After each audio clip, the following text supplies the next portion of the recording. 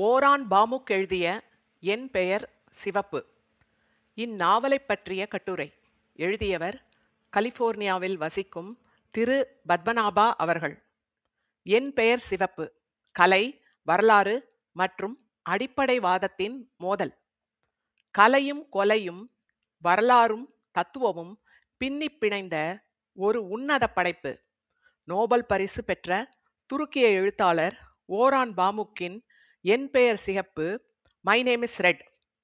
16ஆம் நூற்றாண்டு இஸ்தான்புல் நகரத்தில் பனி படர்ந்த வீதிகளில் ஒரு கிணற்றின் அடியில் கிடக்கும் பிணத்தின் குரலோடு தொடங்கும் இந்நாவல் வெறுமனே ஒரு குற்ற பின்னணி கொன்ற துப்பறியும் கதை அல்ல. அது பேரரசுகளின் வீழ்ச்சி, நாகரிகங்களின் மோதல் மற்றும் மனித ஆன்மாவின் இருண்ட பக்கங்களை கலையின் வழியாக ஆராயும் ஒரு அழகான நூல். வரலாறு, இஸ்லாமிய நுண்ணோவிய கலை, மினியேச்சர் பெயிண்டிங் மற்றும் சூஃபித்துவ மெய்யியல் ஆகியவற்றை மையமாக கொண்டு உலக இலக்கிய விமர்சகர்களால் பெரிதும் கொண்டாடப்படும் இந்த நாவலின் பல்வேறு அடுக்குகளை விஷ்ணுபுல நண்பர்களுடன் 3 மாதங்களாக படித்து விவாதித்தது இந்த வருடத்தில் நடந்த ஒரு நல்ல நிகழ்வு. இதை தொடக்கத்தில் ஆங்கிலத்தில் படித்தாலும் நண்பர் உமாவின் பரிந்துரையில் குப்புசாமியின் மொழிபெயர்ப்பில் தமிழில் படித்தேன். அதுவும் நல்ல அனுபவமாகவே இருந்தது. சில சமயம் ஒரு தெளிவுக்காக 2 மொழிகளிலும் சில பக்கங்களை படித்தேன். நண்பர்கள் பலவிதமாக வாசித்து கொண்டிருந்தாலும் நான் முதலிலிருந்தே அரசியல், வரலாற்று, ஆன்மீக சாயல்களை குறித்தே பேசிக் கொண்டிருந்தேன். இதை குறித்ததே இந்த கட்டுரை. 1590களில் ஆட்டமான் பேரரசு, உதுமானிய என்று தமிழில் சொல்கிறார்கள், அதன் உச்சத்தை எட்டியிருந்தாலும் மேற்கத்திய சிந்தனைகளின் தாக்கம் அதன் பாரம்பரிய வேர்களை உலுக்கத் தொடங்கிய காலகட்டம் அது. ஐரோப்பாவில், குறிப்பாக வெனிஸ் நகரத்தில் மறுமலர்ச்சி ஓவியக்கலை புதிய பரிணாமங்களை எட்டியிருந்தது. பெர்ஸ்பெக்டிவ் எனப்படும் பார்வை கோணம் மற்றும் தனி மனித உருவப்படங்கள், போர்ட்ரெய்ட்ஸ் ஆகியவை ஐரோப்பிய கலையின் மையமாக மாறின. ஆனால் இஸ்லாமிய நுண்ணோவிய கலையோ முற்றிலும் மாறுபட்ட ஒரு தத்துவத்தின் அடிப்படையில் இயங்கியது. ஓவியன் தன் கண்களால் காண்பதை வரைவது பாவம் என்றும், இறைவன் அல்லாஹ் எப்படி உலகத்தை பார்ப்பானோ அப்படி வரைவதே உண்மையான கலை என்றும் அவர்கள் நம்பினார்கள். உலகை மேலிருந்து ஒரு அழகிலா விளையாட்டுடைய படைத்தோனின் கோணத்தில் பார்ப்பதுதான் நுண்ணோவிய கலையின் அடிப்படை. இந்த 2 கலை வடிவங்களுக்கும் இடையிலான கருத்தியல் போரே நாவலின் மைய சரடாகும். இந்த சரடே என்னை இதை வெறும் காதல் அல்லது த்ரில்லர் கதையாக பார்க்காமல் வரலாற்று அரசியல் புனைவாகவே பார்க்க வைத்தது. இந்த நாவலில் மிக முக்கியமான இலக்கிய சாதனை அதன் கட்டமைப்பு. ஒரே நேர்கோட்டில் பயணிக்காமல் ஒவ்வொரு அத்தியாயமும் வெவ்வேறு கதாபாத்திரங்களை விவரிக்கிறது.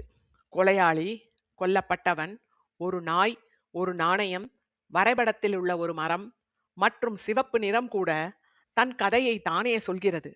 வெவ்வேறு கோணங்களில் உண்மையை தேடும் இந்த உத்தி இந்த நாவலை வாசிக்க அதிக உத்வேகம் கொள்ள வைக்க உதவுவதாக இருக்கிறது. நாவலின் கட்டமைப்பில் ஆழமான குறியீடுகளை உள்ள அடக்கியதாக நாரை விவரிக்கும் 13வது அத்தியாயம் அமைகிறது. இந்த அத்தியாயத்தில் மிகவும் நுட்பமாக விவரிக்கப்படும் ஆலிப் குறித்த கதை வெறும் எழுத்து அல்லது குறியீடு என்பதை கடந்து கலையின் தொடக்கம், இறைவனுக்கும் மனிதனுக்கும் இடையிலான தொடர்பு மற்றும் சூஃபித்துவ மரபில் ஒற்றை தன்மையில் தேடல் ஆகியவற்றை மிக ஆழமாக குறிப்பிடுவதாகவே நான் புரிந்து கொண்டேன்.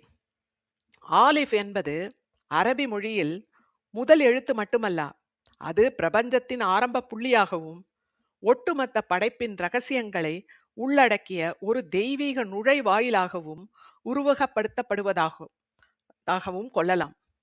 இஸ்லாமிய நுண்ணோவிய கலையின் ஆன்மா சூஃபித்துவத்தில் வேரூன்றியது.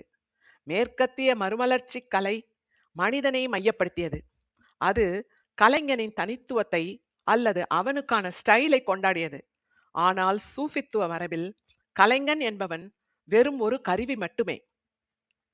சூஃபித்துவத்தில் ஃபனா என்றொரு நிலை உண்டு. இதன் பொருள் இறைவனின் பெருவழியில் மனிதன் தன் அகங்காரத்தை, ஈகோ, தன் சுயத்தை முற்றிலுமாக அழித்துக் கொள்வது. சூஃபித்துவத்தில் ஃபனா என்றொரு நிலை உண்டு. இதன் பொருள் இறைவனின் பெருவழியில் மனிதன் தன் அகங்காரத்தை, ஈகோவை, தன் சுயத்தை முற்றிலுமாக அழித்துக் கொள்வது. ஒரு ஓவியன் பல ஆண்டுகள் ஒற்றை குதிரையையோ அல்லது ஒரு மரத்தையோ வரைந்து வரைந்து பழகுகிறான். முடிவில் அவனது கைக்கு அந்த குதிரையை வரைய கண்கள் தேவையில்லை என்ற நிலை வரும்பொழுது அவன் குருடனாகிறான். அந்த இருளில் அவனது மனம் இறைவனின் நினைவோடு ஒன்றர கலந்து நான் வரைகிறேன் என்ற அகங்காரம் அழிந்து இறைவன் அவன் கை வழியாக வரைகிறான். இதுவே சூஃபித்துவத்தில் வஹ்தாத் அல்-ஹுத், unity of existence, oneness of being அல்லது இருப்பின் ஒற்றைத்தன்மை எனப்படுகிறது. நாவலில் நுண்ணோவியர்களின் இறுதி லட்சியமான குருட்டுத்தன்மை புனிதமாக கொண்டாடப்படுவதின் மெய்யியல் தளம் இதுதான். நாவலில் வாசகர்களை கட்டிப்போடும் மற்றொரு மிக முக்கியமான அம்சம் இஸ்தான்புல்லின் இருண்ட வீதிகளில் செயல்படும் காப்பி கூடங்களும் அங்கு நடைபெறும் விவாதங்களுமே ஆகும். 16ஆம் நூற்றாண்டில் காப்பி கூடங்கள் வெறும் பானம் அருந்தும் இடங்கள் அல்ல. அவை கலை, அரசியல், தத்துவம் மற்றும் சமூக விமர்சனங்கள் கட்டவிழ்த்து விடப்படும் சுதந்திர பெருவழியாக இருந்தன. இந்த காப்பி கூடங்களில் மொத்தா எனப்படும் பாரம்பரிய கதை சொல்லிகள் தங்கள் பகடியில் விமர்சனங்களை வைத்தனர். ஒரு சுவரில் ஒரு நாயின் ஓவியத்தையோ, நாணயத்தையோ, மரத்தையோ அல்லது சாத்தானின் ஓவியத்தையோ மாட்டிவிட்டு அந்த கதை சொல்லி அந்த ஓவியத்துள் புகுந்து அதன் குரலிலேயே பேசத் தொடங்குவான். இந்த சித்தரிப்பு ஒரு விதமான சமூக விமர்சனத்திற்கு அங்கு இடமிருந்தது என்பதை காட்டுகிறார் என்பதாகவே புரிந்து கொள்ளலாம். இந்த காப்பி கூட விவாதங்கள் நாவலின் ஒரு மாபெரும் சமூக மோதல்களை பிரதிபலிக்கின்றன. எஸ்ரம் நகரத்தை சேர்ந்த நுஸ்ரத் ஹோஜா என்பவரின் தீவிர பழமைவாதத்தை பின்பற்றுபவர்கள் இந்த காப்பி கூடங்களை வெறுக்கிறார்கள். காப்பி குடிப்பது இஸ்லாத்துக்கு எதிரானது என்றும், கதை சொல்லிகள் உயிரற்ற பொருள்களின் சார்பாக பேசுவது தெய்வ நிந்தனை என்றும் அவர்கள் நம்புகிறார்கள்.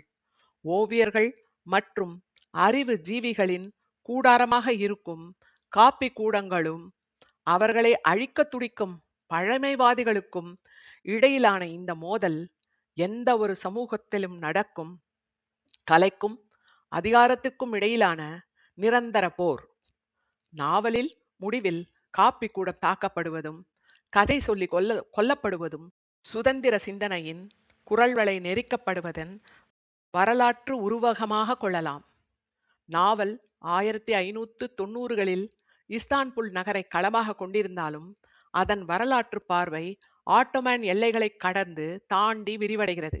16ஆம் நூற்றாண்டின் இறுதியில் இஸ்லாமிய உலகில் 3 பெரும் பேரரசுகள் கோலோச்சின. துருக்கியின் ஆட்டோமன் பேரரசு, பாரசீகத்தின் ஷியா சபாவித் பேரரசு மற்றும் இந்தியாவின் முகலாய பேரரசு. நாவலில் இஸ்தான்புல் ஓவியர்கள் ஐரோப்பியர்களை பெர்ஸ்பெக்டிவ் முறையை உருவக படங்களை கண்டு மதம் அழிந்து விடுமோ என்று பயந்து நடுங்குகிறார்கள். ஆனால் நாவலில் பல இடங்களில் இந்துஸ்தான், இந்தியாவை பற்றிய குறிப்புகள் வருகின்றன. வேலை இழந்த அல்லது சுதந்திரமாக வரைய விரும்பும் ஓவியர்கள் அக்பரின் அரசவை நோக்கி பயணிப்பதாக கூறப்படுகிறது. இந்த பின்னணியில் உள்ள மாபெரும் வரலாற்று உண்மை என்னவென்றால், இதே காலகட்டத்தில் 1582இல் இந்தியாவின் பேரரசர் அக்பர் தீனிலாகி என்ற ஒருங்கிணைந்த தத்துவ மதத்தை நிறுவினார். ஆட்டோமான்கள் ஐரோப்பிய கலையை கண்டு மிரண்ட அதே வேளையில் அக்பரின் அரசவையில் எந்த குற்ற உணர்ச்சியுமின்றி ஐரோப்பிய, பாரசீக மற்றும் இந்திய கலை மரபுகளை ஒன்றாக இணைத்துச் செய்வதை பற்றிய தடைகளோ அல்லது குற்ற உணர்ச்சிகளோ இருந்ததாக தெரியவில்லை. ஆனால் அக்பர் மற்றும் ஜஹாங்கீர் காலத்தில் ஐரோப்பியர்களின் நிழல் போன்ற நுட்பங்கள் முகலாய கலையில் தயக்கமின்றி இணைக்கப்பட்டன. முகலாய அரசவையில் உசத் மன்சூர், பிதிர் போன்ற ஓவியர்கள் பெரும் புகழ் பெற்று ஓவியங்களில் பெருமையுடன் கையெழுத்திட்டனர்.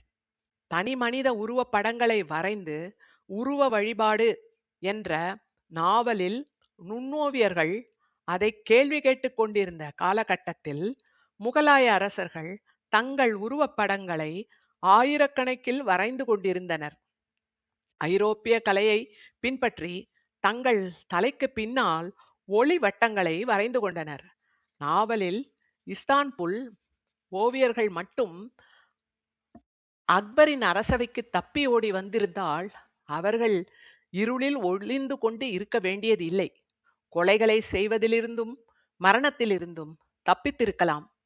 புதிய வர்ணங்களை கொண்டு மாபெரும் சுதந்திரத்துடன் கொண்டாடப்பட்டிருப்பார்கள். அக்பரின் தாராளவாதமும் அனைத்தையும் உள்வாங்கும் தன்மையையும் ஆட்டோமன் பழமைவாதத்திற்கு எதிரான ஒரு வலுவான மாற்று அரசியலாக நாவல் செயல்படுகிறது. சொல்லப்படவில்லை, குறிப்புணர்த்தப்படுகிறது.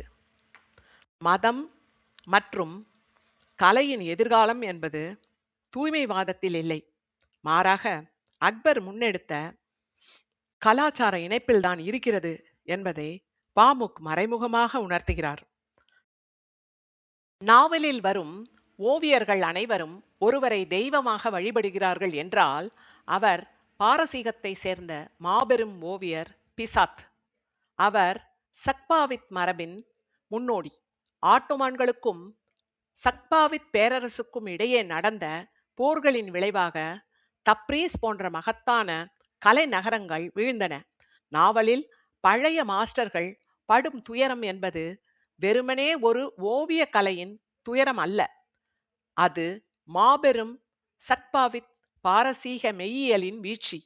தூய இஸ்லாமிய நுண்ணோவிய கலையின் தாய் வீடான சக்பாவித் பேரரசு தனது கலை பொக்கிஷங்களை இழந்து முகலாயர்களின் செல்வ செழிப்புக்கும் ஐரோப்பியர்களின் நவீனத்துவத்திற்கும் இடையே சிக்கி தவிப்பதன் வரலாற்று வலியே நாவலின் பல அத்தியாயங்களில் சுட்டிக்காட்டி சொல்வது நாவலின் உள்ளடுக்குகளில் ஒளித்து வைத்திருக்கும் இழையோடும் சோகமாகும். ஓரான் பாமுக் இஸ்தான்புல்லை ஒரு போர்க்களமாக காட்டுகிறார். அங்கு சக்பாவித் மரபின் கடந்த கால தூய்மை, வெனீசிய கலையின் நவீன எதிர்காலம் மற்றும் முகலாய அக்பரின் ஒருங்கிணைந்த மாற்றுப்பாதை ஆகிய மூன்று மோதுகின்றன. இந்த வரலாற்று முரண்பாடுகளை நேரடியாக பேசாமல் வர்ண கலவைகளுக்குள்ளும் தூரிகையின் முனைகளிலும் பாமுக்கு ஒளித்து வைத்திருப்பதுதான் உலக இலக்கியத்தில் முக்கியமான இடத்தில் வைக்கிறது. நாவலில் ஒரு கொடூரமான பழமைவாத குரலாக ஒலிக்கும் எர்சுரம் நகரத்து துஸ்ரத் ஹோஜா வெறும் கற்பனை கதாபாத்திரம் அல்ல. அவர் இஸ்லாமிய வரலாற்றில் ஆழமான தாக்கத்தை ஏற்படுத்திய ஒரு மாபெரும் கருத்தியல் மாற்றத்தின் தொடக்க புள்ளி.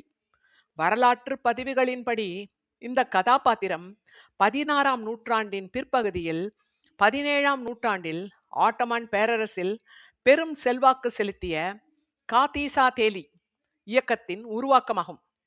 இந்த இயக்கம் இஸ்லாமிய தூய்மைவாதத்தை மூர்க்கமாக வலியுறுத்தியது.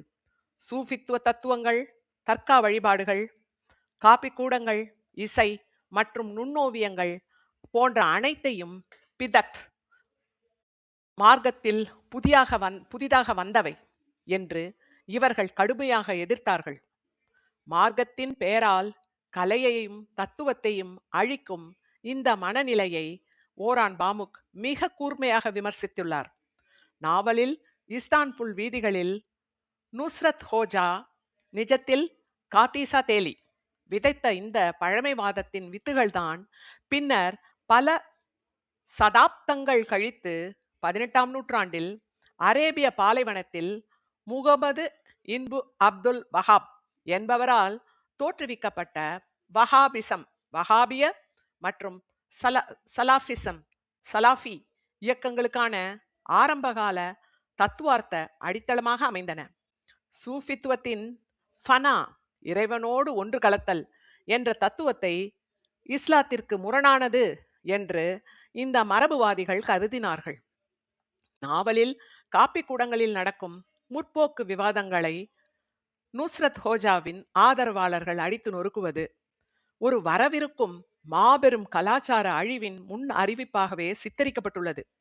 16ஆம் நூற்றாண்டில் இஸ்தான்புல்லில் ஓவியங்களையும் கலைக்கூடங்களையும் அழித்த இந்த பழமைவாத சிந்தனையின் உச்சக்கட்ட வன்முறையே 20ஆம் நூற்றாண்டின் தொடக்கத்தில் மெக்கா மற்றும் மெதினாவில் அரங்கேறியது. வஹாபிய கொள்கையை பின்பற்றிய ஆட்சியாளர்கள் மெதினாவை கைப்பற்றிய போது முகமது நபியின் குடும்பத்தினர் அல்குல் பாய்த் மற்றும் நெருங்கிய தோழர்கள் அடக்கம் செய்யப்பட்ட புகழ்பெற்ற ஜன்னத்துல் பக்கி மற்றும் ஜன்னத்துல் முஅல்லா ஆகிய வரலாற்று சிறப்புமிக்க சமாதிகளை முழுமையாக தரைமட்டமாக்கினார்கள். சமாதிகள் மீது கட்டடங்கள் எழுப்புவதும் தர்காக்களை கொண்டாடுவதும் ஷிர்க், இறைவனுக்கு இணை வைப்பது என்ற அவர்களின் அடிப்படைவாத புரிதலே இந்த மாபெரும் வரலாற்று அழிவுக்கு காரணம். தூய்மைவாதம் எதுவாயினும் அது கலைகளுக்கு, இலக்கியங்கள், சுதந்திர சிந்தனையை அழித்தொழிப்பதாகவே இருக்கும். இன்று சவுதி அரேபியாவிலும் உலகின் பல பகுதிகளிலும் பின்பற்றப்படும் இஸ்லாத்தின் கடுமையான தூய்மைவாத வடிவத்தின் வேர்களை தேடிப்போனால் அது நாவலின் வரும் நுஸ்ரத் ஹோஜாவின் கலக குரலில்தான் சென்று முடிகிறது. ஓரான் பாமுக் கலையை அழிக்கும் ஒரு உள்ளூர் மத போதகன் வழியாக எதிர்காலத்தில் ஒட்டுமொத்த இஸ்லாமிய உலகையும் ஆக்கிரமிக்கப் போகும் ஒரு மாபெரும் அரசியல் பழமைவாத பேரிடரை நாவலின் மிக நுட்பமாக பதிவு செய்துள்ளார். அக்பர் அறிவித்த தீனிலாகி என்பது வெறுமனே ஒரு மதம் அல்ல, அது அனைத்து மதங்களின் தத்துவங்களின் உன்னதங்களை ஒருங்கிணைக்கும் ஒரு தாராளவாத கொடையாகும். அக்பரின் அரசவையில் இஸ்லாமிய சூஃபித்துவ அறிஞர்கள், இந்து பிராமணர்கள், கிறிஸ்துவ பாதிரியார்கள், சமண முனிவர்கள் என அனைவரும் ஒன்றாக அமர்ந்து விவாதித்தனர். இந்த சுதந்திரமான ஆன்மீக சூழல் கலைகளுக்கு மாபெரும் விடுதலையை அளித்தது. உதுமானிய ஓவியர்கள் ஒரு மரத்தையோ மனிதனையோ வரைவதற்கு இது மார்க்கத்திற்கு விரோதமானதா என்று பயந்து நடுங்கிய அதே வேளையில் இந்திய முகலாய ஓவியர்கள் எந்தவித குற்ற உணர்ச்சியும் இன்றி ஐரோப்பிய கலைகளையும் பாரசீக நுண்ணோவிய கலைகளையும் இணைத்து புதிய எல்லைகளை தொட்டனர். கலையை இறைவனுக்கு எதிரானதாக பார்க்காமல் இறைவனை அடையும் பாதையாக முற்போக்கு சூஃபித்துவம் கருதியது. இந்த அதீத சுதந்திரமும் மதங்களின் ஒருங்கிணைப்பும் மதவாத இஸ்லாமிய அறிஞர்களிடையே பெரும் அச்சத்தை ஏற்படுத்தியது. இதன் விளைவாக அக்பரின் தாராளவாத கொள்கைகளுக்கு எதிராக ஒரு மாபெரும் சித்தாந்த போர் உருவானது. இந்த போரை முன்னின்று நடத்தியது நக்ஷபந்தியா சூஃபி மரபாகும்.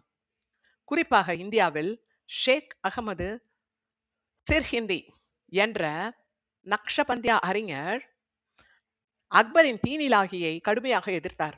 சூஃபித்துவம் என்பது இஸ்லாமிய சட்டங்களுக்கு, ஷிரியாவுக்கு அப்பாற்பட்டதல்ல, அது ஷிரியாவிற்கு முழுமையாக கீழ்ப்படிய வேண்டும் என்று அவர் வாதிட்டார்.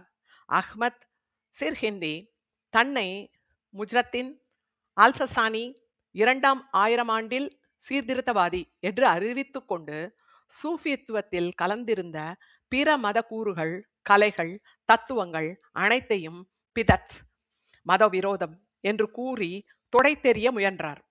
நக்ஷபந்தியா மற்றும் அதையொத்த மரபுவாத இயக்கங்களில் ஆட்டோமான் பேரரசில் காத்தீசாதேலி இயக்கம் எழுச்சி இஸ்லாமிய உலகில் இயங்கி வந்த முற்போக்கான சூஃபி மரபுகளுக்கு பெரும் அச்சுறுத்தலாக மாறியது. இதில் மிக கடுமையாக பாதிக்கப்பட்டது ரூமியின் சிந்தனைகளில் உதித்த மெவ்லவி சூஃபி மரபாகும். மெவ்லவி மரபினர் கலையையும் விடுதலையையும் நம்பினார்கள். அவர்கள் சமா எனப்படும் இசையையும் புகழ்பெற்ற சூழலும் நடனத்தையும் இறைவனை அடையும் தியானமாக கருதினார்கள். அவர்களுக்கு ஓவியங்களும் கவிதைகளும் இறைவனின் வடிவங்களே. ஆனால் நக்ஷபந்தியா சீர்திருத்தவாதிகளும் நுஸ்ரத் ஹோஜா போன்ற பழமைவாதிகளும் இசையையும் நடனத்தையும் ஓவியத்தையும் இஸ்லாத்திற்கு எதிரானதாக பிரகடனப்படுத்தினர். சூஃபி தர்காக்களும் மெவ்லவி மடங்களும் மூடப்பட வேண்டும் அல்லது கடுமையான சட்டங்களுக்கு உட்படுத்தப்பட வேண்டும் என்ற அரசியல் அழுத்தம் உருவானது. ஆரம்பகால இஸ்லாமிய சட்டமான ஷிரியா அடிப்படையில் 4 தூண்களை கொண்டிருந்தது. குரான், சுன்னா, ஹதீஸ் நபிகளின் வாழ்வியலும் கூற்றுகளும், இஜ்மா அறிஞர்களின் ஒருமித்த கருத்து, கியாஸ் பகுத்தறிவான ஒப்பீடு மற்றும் தர்க்கம். முதல் சில நூற்றாண்டுகளில் இஸ்லாமிய அறிஞர்கள் இஜித்ஹாத் எனப்படும் பகுத்தறிவு முறையை பயன்படுத்தி தத்துவார்த்தமான மற்றும் காலத்திற்கு ஏற்ற விளக்கங்களை அளித்து வந்தனர். இதனால் இஸ்லாமிய சட்டவியல் மிகவும் பரந்ததாகவும் பல்வேறு கலாச்சாரங்களை உள்வாங்கும் நெகிழ்வுத்தன்மை கொண்டதாகவும் இருந்தது. ஆனால் 12 மற்றும் 13 நூற்றாண்டுகளில் மரபுவாத அறிஞர்கள் ஒருங்கிணைந்து அடிப்படையான கேள்விகள் அனைத்திற்கும் விடை காணப்பட்டு விட்டது, இனி புதிதாக சிந்திப்பதற்கு எதுவும் இல்லை என்று கூறி இஜ்திஹாதின் வாசல்களை அடைத்தனர். இனி முஸ்லிம்கள் சுயமாக சிந்திக்க கூடாது, மாறாக ஏற்கனவே உள்ள 4 சட்ட பள்ளிகளை ஹனஃபி, மாலிகி, ஷாஃபி, ஹன்ஃபலி 4ஐயும் கண்மூடித்தனமாக பின்பற்ற வேண்டும். தக்லீத் என்ற நிலை உருவானது. இங்குதான் ஷிரியாவின் விசாலமான தத்துவ பரப்பு குறுகிய சட்டகத்தில் சுருங்கத் தொடங்கியது. ஆட்டோமன் பேரரசு ஓரளவு நெகிழ்வுத்தன்மை கொண்ட ஹனஃபி சட்ட முறையை பின்பற்றியது. ஆனால் 18ஆம் நூற்றாண்டில் அரேபியாவில் தோன்றிய முகமது இன்பு அப்துல் வஹாப் மிகவும் கடுமையான ஹன்பலி முறையை கையில் எடுத்தார். பல நூற்றாண்டுகளாக இஸ்லாத்தில் வளர்ந்திருந்த தத்துவம், தர்க்கம், சூஃபி, மெய்யியல், உள்ளூர் கலாச்சார தாக்கங்கள் என அனைத்துக்கும் அவர் ஒட்டுமொத்தமாக நிராகரித்தார். குரான் மற்றும் ஹஸ்திஸ்களை அதனுடைய எழுத்துப்பூர்வமான அர்த்தத்தில் மட்டுமே புரிந்து கொள்ள வேண்டும் என்று அவர் வலியுறுத்தினார். சூஃபிகள் பயன்படுத்திய குறியீட்டு அர்த்தங்களையோ தத்துவார்த்த விளக்கங்களையோ மத விரோதம் என்று முத்திரையிடப்பட்டன. பரந்த ஒரு மெய்யியல் அமைப்பாக இருந்த ஷிரியா வெறும் கருப்பு வெள்ளை குற்றவியல் சட்டமாக பீனல் கோடாக சுருக்கப்பட்டது. இந்த கடுமையான எழுத்துப்பூர்வமான புரிதல்தான் இன்று பல அடிப்படைவாதிகள் கலையையும் இசையையும் ஹராமாக தடை செய்யப்பட்டது என்று நம்புவதற்கு காரணம். உருவங்களை வரைபவர்கள் இறைவனின் படைப்பாற்றலோடு போட்டியிடுகிறார்கள் என்று கடுமையான வாதம் முன்வைக்கப்பட்டது. உலகை இறைவனின் கோணத்தில் மேலிருந்து பார்ப்பதே ஓவியம் என்ற சூஃபித்துவ ஓவியர்களின் தத்துவார்த்தமான தப்பிதழ்களை, பிலசாபிக்கல் லூப்ஹோல்ஸ், இந்த அடிப்படைவாதிகள் மூடினார்கள். ஒரு முகத்தை வரைவது கூட உருவ வழிபாடு என்று குற்றம் சாட்டப்பட்டது. இசை மனிதனை மயக்கக்கூடியது என்றும் அது இறைவனின் நினைவிலிருந்து மனிதனை திசை திருப்புகிறது என்றும் கடுமையாக எதிர்க்கப்பட்டது. இது இசையையும் நடனத்தையும் இறைவனை தேடும் தியானமாக கருதிய மெவ்லவி போன்ற தாராளவாத சூஃபி மரபுகளுக்கு விடப்பட்ட மரண அடியாகும். ஓரான் பாமுக் தனது நாவலில் கலைகளை முடக்கப்படும் இந்த வரலாற்று திருப்பு முனையின் தொடக்க புள்ளியைத்தான் காட்சிப்படுத்தி உள்ளார். நாவலில் வரும் நுஸ்ரத் ஹோஜா அவனது ஆதரவாளர்களும் வரவிருக்கும் மாபெரும் வஹாபிய சலஃபிய அடிப்படைவாதத்தின் ஆதி வடிவங்கள். நாவலில் காப்பிக்கூடங்கள் தாக்கப்படும் போது, ஓவியங்கள் கிழிக்கப்படும் பொழுது, கதை சொல்லிகள் கொல்லப்படும் பொழுதும் நாம் வெறுமனே ஒரு வன்முறை கும்பலை பார்க்கவில்லை. மாறாக அடிப்படைவாதத்தின் கைகளில் இஸ்லாமிய கலைகள் மற்றும் சுதந்திரமான சூபித்துவத்தின் மரணம் அரங்கேறுவதையே பார்க்கிறோம். கொலையாளிகளிடமிருந்து ஓவியர்கள் தப்பியோடவில்லை. இஸ்லாமிய கலையை வேரறுக்க துடிக்கும் அடிப்படைவாதத்திடமிருந்தே அவர்கள் தப்பியோட முயல்கிறார்கள். பின் குறிப்பு: இன்று அடிப்படைவாத குரல்கள் ஓங்கி ஒலித்தாலும் தென்கிழக்கு ஆசியாவில் இந்தோனேஷியா, மலேசியா, இந்தியா, பாகிஸ்தான் வாழும் பெரும்பான்மையான முஸ்லிம்கள் இன்றும் மிதவாத மற்றும் சூஃபித்துவ பண்புகளை பின்பற்றுகிறார்கள். மத்திய கிழக்கை போல போர்களால் அல்லாமல் 13ஆம் நூற்றாண்டு முதல் 16ஆம் நூற்றாண்டுகள் வரை வணிகர்கள் வழியாக இங்கு இஸ்லாம் பரவியது.